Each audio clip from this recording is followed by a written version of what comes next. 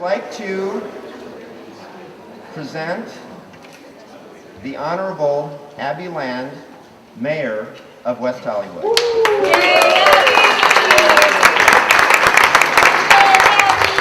Thank you. So can people hear? Okay, because I'm a little louder than Andrew, I'm afraid to say. Anyway, on behalf of the City Council, I really want to welcome all of you to One City, One Pride, and this event really kicks off a month plus of activities, but what a way to kick it off here in our beautiful library with Living in Limbo. We couldn't have asked for a better way to kick it off. Give them a hand. And I'm standing here representing my colleagues, Mayor Pro Tem John D'Amico, Council members John Heilman, Jeff Prang, and John Duran. We are all so excited to be able to be hosting this incredible exhibition.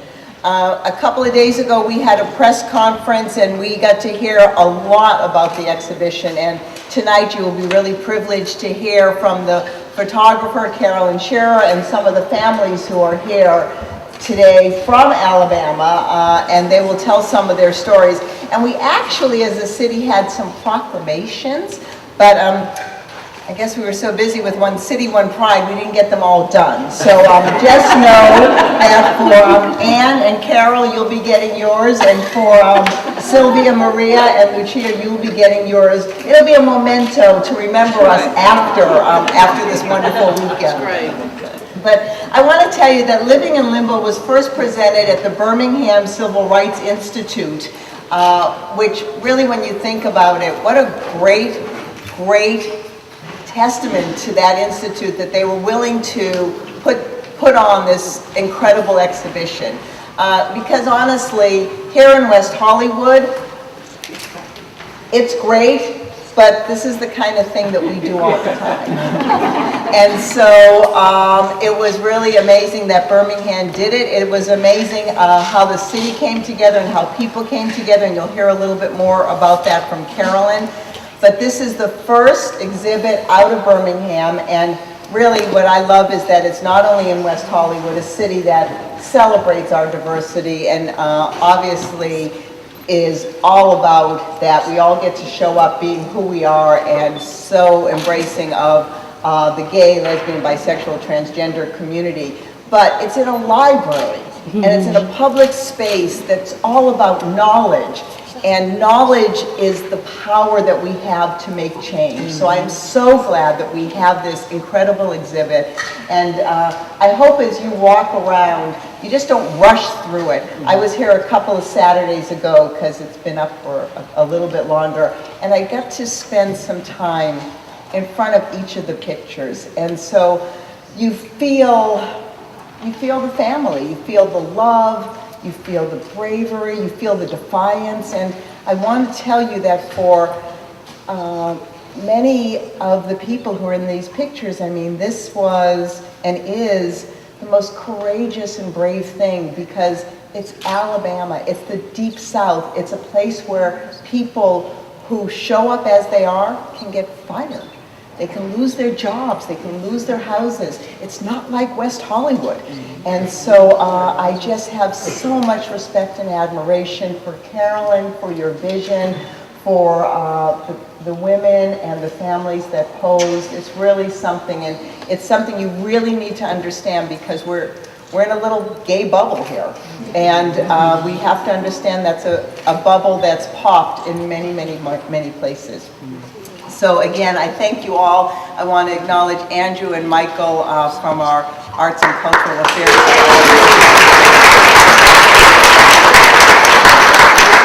And it's my pleasure to bring up a woman who actually hails from Alabama and has been active in civil rights and human rights movement for a long time. She's been involved in Equality California. And coincidentally, she just joined the board of the Trevor Project, which is an organization that I run in my daytime job. And she is a woman who truly understands the challenges that many of these women in the pictures have understood as she came out and started her own family. And I'm delighted to present Lara Embry to talk a little bit. Thank you.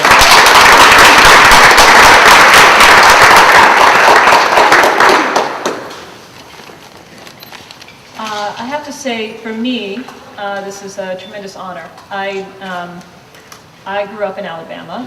I used to say I escaped and went to college in Massachusetts. And you know, as I've grown older, I realized how much I left behind.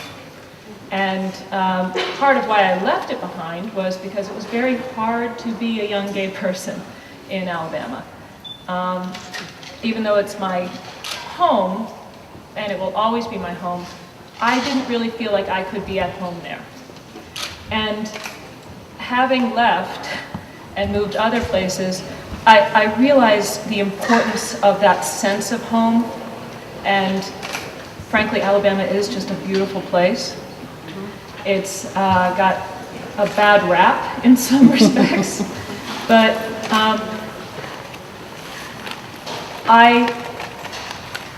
in thinking about what I wanted to say this evening, I have to say to Carolyn that I'm so appreciative that you did this project and that you are making Alabama a place where, through having done this project, where young people don't have to leave their home to feel at home. And what that will give the younger people growing up in Alabama as the slow tide of change does sweep across the southern states is a tremendous gift. So, you know, sometimes I feel like, you know, fighting for gay rights in West Hollywood or in California is kind of like fighting for extra ketchup on my burger. It feels slightly gratuitous, even though I know it's not. But what you are doing and what the people who have appeared in these photographs are doing is fighting on the front lines and fighting with a very real danger of, as Abbe said, losing your job or your home or your children or your loved ones. And the gravity of the choice to come out in that situation has to be celebrated. So I am honored to be a part of that celebration. So I want to say thank you, Carolyn, as I introduce you, the photographer, maker of all of these beautiful photographs. So thank you. The work that both of you do to advocate for the LGBT community is amazing, and you're my role models. I really appreciate what you do.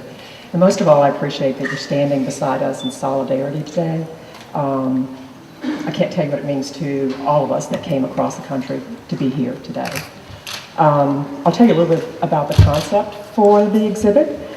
The portraits represent 40 families who are lesbian with Birmingham, Alabama roots. The participants were allowed to choose whether they faced the camera or not, whether they touched or not, and what they wore. So they were given complete control.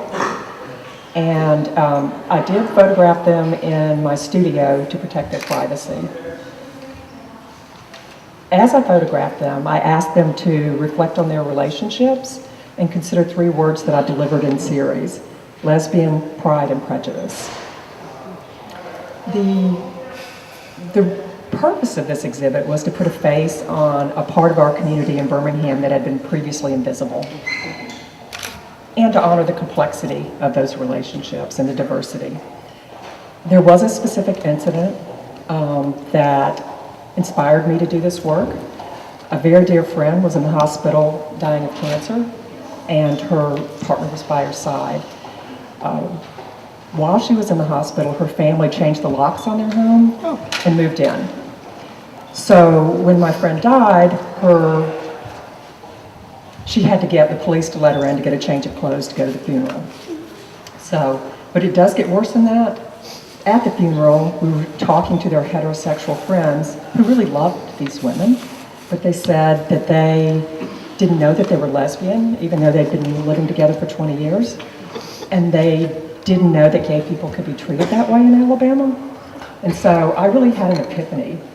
And for me, it was very important to start advocating for change in Birmingham. So that's how we got started with this, and then I had to figure out where we could hang it. You know, who in the world in Birmingham, Alabama, first of all, would let me take a picture. Second of all, hang it on the wall. And third, what gallery or museum would allow me to put the pictures up? So Birmingham was gearing up for the 50th Civil Rights anniversary celebration. The whole city was gearing up for it. And so for me, the proper place, the only place, was the Birmingham Civil Rights Institute. I was told by my friends that that was crazy. They'd never partnered with the LGBT community in the past. But I submitted my proposal and showed them some work, and they looked at me and said, you know, this is the right project and the right time, let's do it. Now, it's important to understand that this was in 2011, and that we were taking the photographs and getting the contract, and it was early 2012 when the show was hung. And so that was before President Obama and the NAACP stepped up and endorsed gay marriage, and before the national media was really dominant. You know, there was so much coverage about people coming out. So as you can imagine, it caused quite a stir in Birmingham, Alabama. We had over 17,000 visitors to the exhibit. It was the largest opening reception that institute had ever had. So, you know, we do, it's true, we live in the most conservative state probably in the United States, but, I mean, there is Mississippi, it's true. Always great by that. But what I will tell you is that there's not a single law or ordinance in Alabama that protects the civil rights of the LGBT community. It's perfectly legal to discriminate against us. Women lose their children on a regular basis just because somebody said they're a lesbian. There's no law against that, no protection. So that's kind of where we're coming from. But we do want to be part of the national conversation, you know, about equality for everyone. So the Birmingham Civil Rights Institute has chosen to host the travel of this exhibit as part of their mission to promote human and civil rights. We're very pleased about that. Even more pleased that the first stop is the gayest city in the country. Yeah. We're really happy about that. And I have to acknowledge my friend Dory. Dory, would you mind coming up here?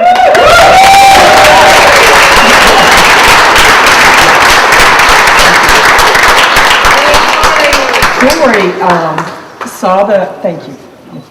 Thank you for coming in. Dory saw the exhibit catalog and flew specifically to Birmingham to see the show on the wall and met with the officials at the Civil Rights Institute. And this is before they had decided to travel it. And she said, we want this. You know, we want this to come to our town. So then she came back home and networked and made it happen. And next thing I know, Michael and Andrew are working out the logistics and promoting the show. And it's just been amazing. Now, Dory's wife, Jane Stewart, where are you? I know you don't want to come up here.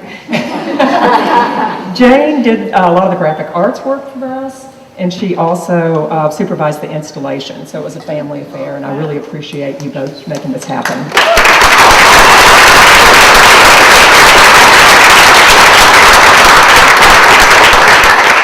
I also want to thank Angela, and I'm going to slaughter your last name. I'll just say Angela B. from the June Mazer Foundation for setting up an artist panel tomorrow here at 2 o'clock. I'm excited about that.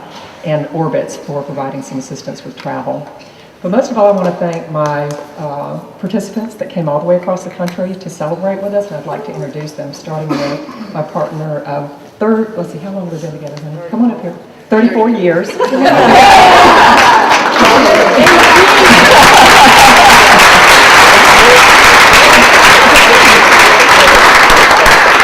As I like to say, honey, thank you for letting me out you on the morning news.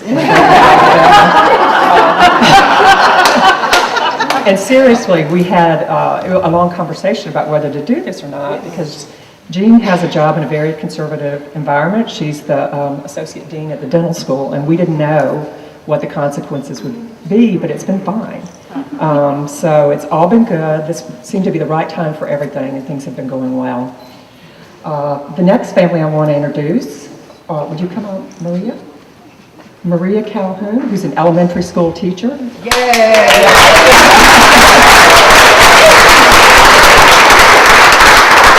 Sylvia Martin is a professional photographer. And her daughter Lucia Calhoun.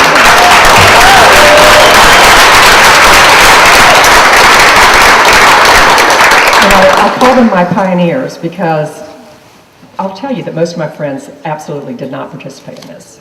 Even after we got some momentum, they just weren't going there, mainly because of risk of loss of livelihood. So Maria and Sylvia are my heroes because they have been living largely out for a long time and just really kind of, taking the risk. So I just have to say that they were the first people that stepped up and said, yeah, I'll do it. You can take my picture, and yes, I'll face the camera. So did you have anything you wanted to say?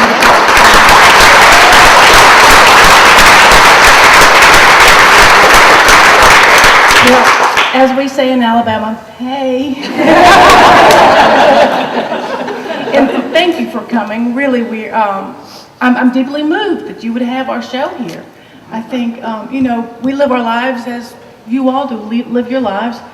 Yes, we're in Alabama, but I really am moved, and thank you for inviting us to come out here. And I want to thank Carolyn for giving a face to invisible families in Alabama. I'm a school teacher, kind of out, kind of not. You know how you read your stories. And I have a daughter who will be going to public school next year, rock on. And my partner Sylvia. So yes, on behalf of my family, thank you. So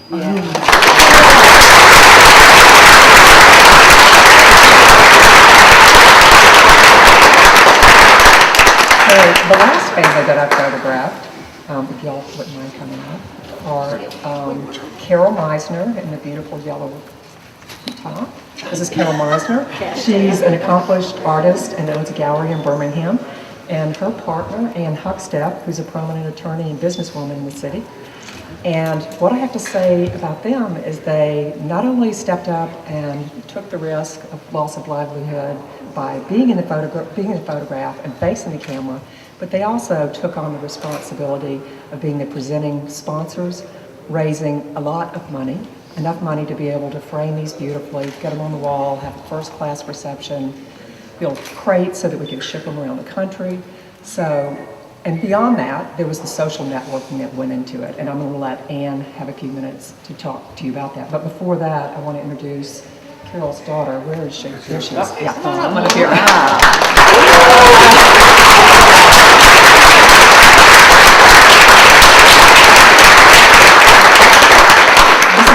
Embry, and she's not in her photograph because she lives in West Hollywood. But Carol's son, Clint Embry, did live in Birmingham, and he's in their photograph, which is on the wall over here. So I'll just turn it over to Ann. Thank you very much for everything. Yeah. Thank you. I'll be brief, but there are just a couple of things that I was asked to cover, and so I'd like to do that. When Carol and I got a little flyer, you might ask, how did Carolyn get people to have their photographs made? How did she communicate? And it was by word of mouth, because we are largely underground, and so it's by word of mouth. And there was a flyer that went out, and Carol and I got that flyer, and we said, how nice, and we put it in the garbage can. And so we began talking with some of our friends about it, and we have a lot of friends who are gay, lesbian, and we found out that none of them were going to have their photographs made. None of them would be willing to face the camera or even have their back to the camera. They will know who I am from my back. And the reason was because of the potential loss of economic gain or opportunity and the potential loss of social opportunity. Because most of the people that we're talking about are professional people, and they assumed that no one would say anything to their face necessarily. It was not really about that. It was about that their contacts would dry up and their business would dry up. And so Carol and I began talking about that, and we said, we have to do something. we have to have our photograph made. And so we did. We called Carolyn and asked her if she would reopen. She had finished at that point. We asked her if she would reopen and take our photograph, and she did. And we were very excited about that. But as I began thinking about it, and Carol and I began talking about it, and we began talking with Carolyn, we realized that there were some other things that could come out of this exhibit besides what she's already told you about, which is to put a face on lesbian families in Birmingham. Because if that went on the wall and people came to the exhibit, we hoped that they would see that these individuals look just like everybody else, that these are families, and how wonderful that would be. But it occurred to me that something more could happen. And the more that could happen is this. What if our business community got behind this and endorsed it? What if the gay and lesbian community then saw that that had happened? Would they be more willing to come out and participate in activities in our city? Because you know what, and I know you found this in West Hollywood, that is that the more diverse you are, the more you embrace your diversity, the stronger you are as a community. And that diversity is not just gay and lesbians and straight people. It's people of every color, it's people of every religion, it's the rich, the poor, the old, the young. And so if everyone has a place at the table, then doesn't that make for a stronger community? So what we did is that I began talking with community leaders and business leaders and said, you know, I want you to support this. Not just your company to make a contribution, but you personally, to make, you and your wife, you and your husband, make a contribution to this. Because your name on the wall, and a lot of those names are on the wall over there. Your name on the wall will make a difference. It will send out a powerful statement to the gay and lesbian community that it's okay to be who you are. You don't realize your own sphere of influence, your personal sphere of influence, but it's pretty big, and it would really help us if you would do this. And so you know what they did? A lot of them did. They did that. And the second thing, and it has had that impact. And the second thing that I told Carolyn that I thought was that this could do is that we were entering a period when right now in 2013, this is the 50th anniversary of the birth of the Civil Rights Movement in Birmingham. We're celebrating it right now. The Freedom Riders were in 1961, but there are three significant events that occurred in 1963, which we are now celebrating. The first was in April, which was the letter from a Birmingham jail by Martin Luther King, in which he outlined the cause, his vision for the cause, and the justification for the cause. The second was in May. We've just celebrated this month what you saw, what the world saw, which was the hoses and the dogs being brought out on the African American population in the march to downtown. And then I'll come back to that in a second. But the third one then in September was the bombing of the 16th Street Baptist Church and the 4 African American girls who were killed. Well, you know, it occurred to me that we're celebrating that, and we have a potential to be a part of the national conversation as a result of that. Because who cares that Birmingham, Alabama is putting on the walls pictures of lesbians? How is that going to get into the news? How could we be part of the national conversation? But the story could go like this. Guess what? In Birmingham, Alabama, they've got lesbians on the walls of the Birmingham Civil Rights Institute. 50 years ago, this is the same place where 50 years ago, they were turning the hoses and the dogs loose on a group of people who were also invisible at that time. Wonder what's happened in the last 50 years. And maybe that was the way that we could be a part of the national conversation. What you may not know about the march and the hoses and the dogs is that was a 4-block march. They were marching from the 16th Street Baptist Church to the downtown area, just 4 blocks. They never made it farther than a block. It was a children's march. It was 1,000 children. They were all children. It was not adults, it was children. And so what occurred to us is that we could be a part of the national conversation in that way. And guess what? We were. I mean, the Washington Post, I mean, all the national publications actually put that story in the news. And I'm not, and as Carolyn said, it was before a lot of things have occurred in the last year or so. And I'm not saying that we made that happen, but I'm just saying.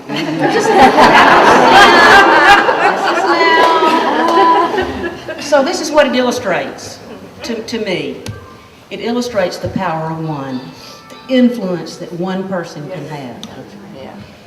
And this year, we're celebrating, as we celebrate the Children's March, we had a 3-day symposium in which we had children there and to talk to them about the power of one.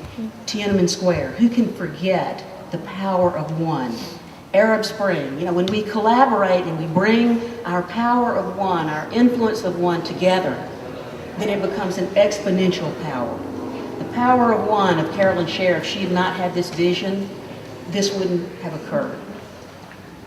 It's, that's what happens when one person takes their vision out. So I hope that as you look at these photographs, that you will see certainly the courage of these individuals who have had their photographs made, but I hope also that you will see the power of one and the power that we have collaboratively when we come together to make change. So thank you for coming. Thank you for hosting this exhibit.